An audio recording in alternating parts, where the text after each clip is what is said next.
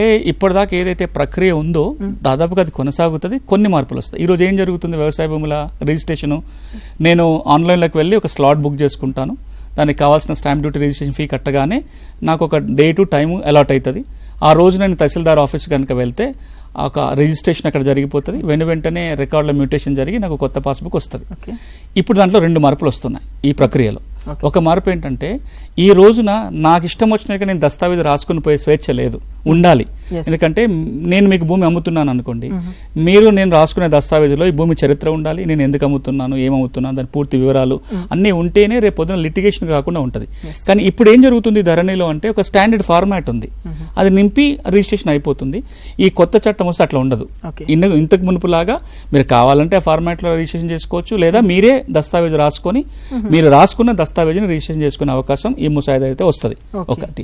రెండోది, ఈ రోజున చాలా సందర్భాలలో నేను మీకు భూమి అమ్మేశాను, కానీ మీరు ఇంకా రికార్డులో మ్యూటేషన్ చేయించుకోలే, రికార్డు నా పేరే కొనసాగుతుంది. దీన్ని అడ్డం పెట్టుకుని నేను ఏం చేస్తున్నాను, నీ భూమి తీసుకెళ్లి ఇంకోళ్ళకి అమ్మేస్తున్నా, రిజిస్ట్రేషన్ ఆపడానికి అవకాశమే లేదు చట్టంలో. కానీ ఇప్పుడు కొత్త ముసాయిదా ఏమంటుందంటే రిజిస్ట్రేషన్ ఆపడానికి అవకాశం లేకపోయినా, అమ్మిన ఆయనకి హక్కు లేకపోయినా, మోసం జరిగిందనో ఇంకేదనో, ఇప్పుడు నేను మొత్తం డబ్బులే చెల్లించకుండా రిజిస్ట్రేషన్ చేసేసుకున్నా. ఇంతకు ముందు చెక్స్ అండ్ బ్యాలెన్సెస్ ఉండేది. రిజిస్ట్రేషన్ ఏమో సబ్ రిజిస్టర్ ఆఫీస్ లో జరిగేది, మ్యూటేషన్ ఏమో తహసీల్దార్ కార్యాలయంలో జరిగేది, మధ్యలో గ్యాప్ ఉండేది.